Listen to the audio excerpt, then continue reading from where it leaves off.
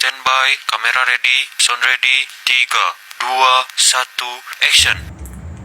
Assalamualaikum warahmatullahi wabarakatuh. Halo semuanya, kembali lagi sama saya Zara Dwi Cahyani dengan NIM 2241012016, mahasiswi semester 4 Program Studi Pendidikan Guru Madrasah Ibtidaiyah Fakultas Ilmu Tarbiyah dan Keguruan Institut Agama Islam Abuya Saleh Lamongan. Pada kesempatan kali ini, saya akan menyampaikan materi untuk memenuhi tugas mata kuliah PPMDI yang diampu oleh Bapak Rian Hidayat, SPD MPD. Adapun materi yang akan saya bahas berjudul Tokoh Turki Sultan Mahmud II Utsmani Muda dan Mustafa Kemal Atatürk. Sebelum masuk ke materi, saya ingin mengajukan sebuah pertanyaan. Menurut teman-teman, apakah kemajuan sebuah negara hanya bergantung pada kekayaan alamnya? Tentu tidak. Kemajuan suatu negara juga ditentukan oleh pemimpinnya, sistem pemerintahannya, kualitas pendidikan, serta kemampuan masyarakatnya dalam menghadapi perubahan zaman. Pada materi sebelumnya, kita telah membahas bagaimana kolonialisme dan ketertinggalan menjadi latar belakang munculnya pembaharuan Islam. Nah, pada materi kali ini kita akan melihat bagaimana pembaharuan tersebut diterapkan di Turki melalui beberapa tokoh dan kelompok yang memiliki pengaruh besar terhadap perubahan negara Turki. Tokoh dan kelompok yang akan kita bahas yaitu Sultan Mahmud II, Utsmani Muda, dan Mustafa Kemal Atatürk. Baik, kita akan mulai dari tokoh yang pertama yaitu Sultan Mahmud II. Sultan Mahmud II merupakan salah satu sultan penting dalam sejarah Kesultanan Turki Utsmani. Beliau lahir pada tahun 1785 dan mulai memerintah pada tahun 1808. Masa pemerintahannya berlangsung hingga tahun 1839. Pada masa itu, kondisi Kesultanan Turki Utsmani sedang mengalami kemunduran. Wilayah kekuasaan yang sebelumnya sangat luas mulai berkurang. Selain itu, kekuatan militer Turki juga semakin lemah jika dibandingkan dengan negara-negara Eropa yang saat itu berkembang pesat.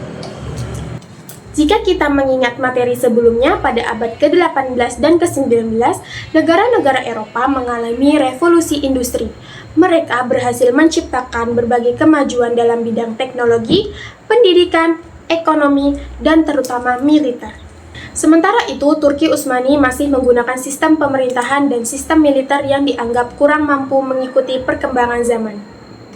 Melihat kondisi tersebut, Sultan Mahmud II menyadari bahwa perubahan harus segera dilakukan. Jika tidak, Kesultanan Turki Utsmani akan semakin tertinggal. Lalu, apa saja pembaharuan yang dilakukan oleh Sultan Mahmud II?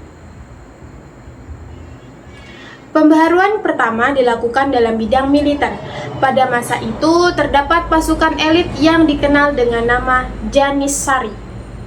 Dahulu, pasukan ini merupakan kekuatan utama Kesultanan Turki Utsmani. Namun, seiring berjalannya waktu, pasukan Janissary justru dianggap menghambat pembaharuan karena sering menolak perubahan dan mempertahankan cara-cara lama. Oleh karena itu, pada tahun 1826, Sultan Mahmud II membubarkan pasukan Janissary dan menggantikannya dengan angkatan bersenjata yang lebih modern berdasarkan sistem militer Eropa. Langkah ini memang menimbulkan penolakan, tetapi dianggap penting agar kekuatan militer Turki dapat berkembang dan mampu menghadapi negara-negara Barat. Selain bidang militer, Sultan Mahmud II juga melakukan pembaharuan di bidang pemerintahan. Beliau memperbaiki sistem administrasi negara, membentuk kementerian-kementerian yang lebih teratur, serta mengurangi kekuasaan para pejabat daerah yang sebelumnya terlalu besar. Tujuannya adalah agar pemerintahan menjadi lebih efektif dan seluruh kebijakan dapat dijalankan dengan lebih baik. Selanjutnya, beliau juga memberikan perhatian terhadap pendidikan. Sultan Mahmud II mendirikan sekolah-sekolah modern yang tidak hanya mengajarkan ilmu agama, tetapi juga pengetahuan umum seperti matematika, kedokteran, teknik, dan ilmu militer. Beliau menyadari bahwa suatu negara tidak akan mampu bersaing apabila masyarakatnya tertinggal dalam bidang pendidikan. Selain itu, Sultan Mahmud II juga mulai mengirim pelajar ke negara-negara Eropa untuk mempelajari ilmu pengetahuan dan teknologi. Setelah kembali ke Turki, mereka diharapkan mampu menerapkan ilmu yang telah diperoleh demi kemajuan negaranya. Tidak hanya itu, beliau juga memperkenalkan penggunaan percetakan, memperbaiki sistem komunikasi, serta mulai menerbitkan surat kabar resmi pemerintah agar informasi dapat tersebar lebih cepat kepada masyarakat. Nah, dari berbagai kebijakan tersebut dapat kita lihat bahwa tujuan utama Sultan Mahmud II bukanlah mengubah ajaran Islam, melainkan memperkuat negara melalui pembaharuan sistem, pemerintahan, pendidikan, dan militer agar mampu menghadapi perkembangan dunia. Meskipun demikian, pembaharuan yang dilakukan Sultan Mahmud II belum sepenuhnya berhasil mengatasi berbagai permasalahan yang dihadapi Kesultanan Turki Utsmani. Namun, langkah-langkah yang beliau lakukan menjadi dasar bagi munculnya gerakan-gerakan pembaharuan berikutnya. Lalu setelah Sultan Mahmud II melakukan berbagai perubahan, ternyata masih ada kelompok yang menginginkan pembaharuan yang lebih luas lagi. Kelompok tersebut dikenal dengan nama Utsmani Muda. Nah, siapa sebenarnya Utsmani Muda itu? Apa tujuan mereka dan apa peran mereka dalam pembaharuan Turki? Mari kita bahas pada bagian berikutnya. Setelah berbagai pembaharuan yang dilakukan oleh Sultan Mahmud II, ternyata masih banyak kalangan yang merasa bahwa perubahan tersebut belum cukup untuk mengatasi kemunduran Turki Utsmani. Dari sinilah kemudian muncul sebuah kelompok yang dikenal dengan nama Utsmani Muda atau Young Ottomans. Berbeda dengan Sultan Mahmud II yang merupakan seorang pemimpin negara, Utsmani Muda bukanlah satu orang, melainkan sebuah kelompok intelektual. Kelompok ini terdiri atas para cendekiawan, wartawan, penulis, dan pejabat pemerintahan yang memiliki kepedulian terhadap masa depan. Tokoh-tokoh yang cukup dikenal diantaranya adalah Nami Kemal, Zia Pasha, dan Ali Suafi. Lalu, apa yang melatar belakangi munculnya kelompok ini? Mereka melihat bahwa Turki Utsmani memang sudah mulai melakukan pembaharuan. Namun menurut mereka, perubahan tersebut masih berfokus pada bidang militer dan administrasi pemerintahan. Sementara itu, persoalan dalam bidang politik, hukum, dan kebebasan masyarakat belum mendapatkan perhatian yang cukup. Oleh karena itu, Utsmani Muda menginginkan adanya perubahan yang lebih menyeluruh. Salah satu gagasan utama mereka adalah membatasi kekuasaan mutlak sultan melalui konstitusi atau undang-undang. Mereka berpendapat bahwa sebuah negara akan lebih maju apabila pemerintahan dijalankan berdasarkan aturan yang jelas, bukan hanya bergantung pada keputusan seorang penguasa. Selain itu, mereka juga mengusulkan pembentukan parlemen sebagai lembaga yang dapat mewakili suara rakyat dalam proses pemerintahan. Namun, ada hal yang menarik dari kelompok Utsmani Muda. Meskipun mereka mengadopsi beberapa konsep politik modern dari Eropa, mereka tidak ingin meninggalkan nilai-nilai Islam. Mereka justru berusaha membuktikan bahwa ajaran Islam mengandung prinsip-prinsip seperti musyawarah, keadilan, persamaan hak, dan tanggung jawab yang sejalan dengan sistem pemerintahan yang baik. Dengan kata lain, mereka ingin memadukan antara nilai-nilai Islam dengan perkembangan zaman. Untuk menyebarkan pemikirannya, Utsmani Muda memanfaatkan media massa. Mereka aktif menulis artikel, menerbitkan surat kabar, dan menyampaikan gagasan melalui berbagai tulisan. Cara ini dilakukan agar masyarakat semakin sadar akan pentingnya pembaharuan dan ikut berpartisipasi dalam membangun negara. Perjuangan mereka akhirnya memberikan pengaruh yang cukup besar terhadap lahirnya Konstitusi Turki tahun 1876 yang menjadi konstitusi pertama dalam sejarah Kesultanan Turki Utsmani. Walaupun penerapannya tidak berlangsung lama, konstitusi tersebut menjadi tonggak penting dalam perkembangan sistem pemerintahan modern di Turki. Dari pembahasan mengenai Utsmani Muda, kita dapat memahami bahwa pembaharuan tidak selalu dilakukan melalui kekuasaan. Perubahan juga dapat lahir dari pemikiran, pendidikan, dan keberanian menyampaikan gagasan demi kemajuan bangsa. Selanjutnya kita akan membahas tokoh yang paling dikenal dalam sejarah pembaharuan Turki, yaitu Mustafa Kemal Atatürk. Nama Mustafa Kemal Atatürk tentu sudah tidak asing lagi ketika membahas sejarah Turki modern. Beliau lahir pada tahun 1881 di kota Salonika yang saat itu masih menjadi bagian dari Kesultanan Turki Utsmani. Sejak muda, Mustafa Kemal menempuh pendidikan militer dan dikenal sebagai sosok yang cerdas serta memiliki kemampuan kepemimpinan yang baik. Setelah Kesultanan Turki Utsmani mengalami kekalahan dalam Perang Dunia Pertama, kondisi negara menjadi sangat sulit. Wilayah Turki terancam dikuasai oleh negara-negara sekutu, sementara pemerintahan Utsmani semakin lemah. Melihat keadaan tersebut, Mustafa Kemal memimpin perang kemerdekaan Turki. Berkat perjuangannya, Turki berhasil mempertahankan kemerdekaannya. Pada tahun 1923, Republik Turki resmi berdiri dan Mustafa Kemal diangkat sebagai presiden pertama.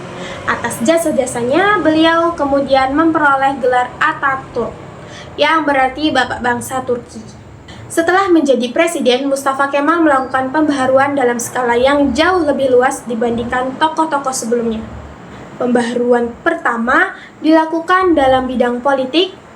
Pada tahun 1924, sistem kekhalifahan yang telah berlangsung selama berabad-abad resmi dihapuskan. Kemudian, Turki diubah menjadi negara republik dengan sistem pemerintahan yang sangat bersifat sekuler, yaitu memisahkan urusan agama dari pemerintahan. Selanjutnya di bidang hukum, Mustafa Kemal mengganti sebagian besar hukum yang sebelumnya menggunakan sistem Kesultanan Utsmani dengan hukum sipil yang mengacu pada sistem hukum negara-negara Eropa.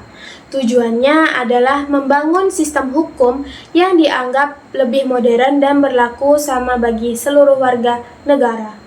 Dalam bidang pendidikan, beliau menyatukan sistem pendidikan di bawah kendali pemerintah. Sekolah-sekolah modern dikembangkan, sementara pendidikan diarahkan agar lebih menekankan ilmu pengetahuan, teknologi, dan keterampilan.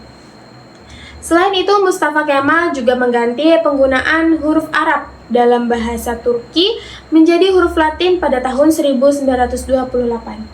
Menurutnya, perubahan ini dapat meningkatkan kemampuan masyarakat dalam membaca dan menulis serta mempermudah proses pendidikan. Tidak hanya itu, beliau juga melakukan berbagai pembaharuan dalam kehidupan sosial, seperti mendorong penggunaan pakaian bergaya barat di lingkungan pemerintahan, memberikan hak politik yang lebih luas kepada perempuan, termasuk hak memilih dan dipilih dalam pemilu, serta mendorong modernisasi di berbagai bidang kehidupan. Jika kita melihat kebijakan-kebijakan tersebut, dapat disimpulkan bahwa tujuan utama Mustafa Kemal Atatürk adalah menjadikan Turki sebagai negara modern yang mampu bersaing dengan negara-negara barat. Namun, pembaharuan yang dilakukan Mustafa Kemal juga menimbulkan berbagai tanggapan. Di satu sisi, banyak pihak menilai bahwa kebijakan tersebut berhasil mempercepat modernisasi Turki dalam bidang pendidikan, pemerintahan, ekonomi, dan pembangunan negara.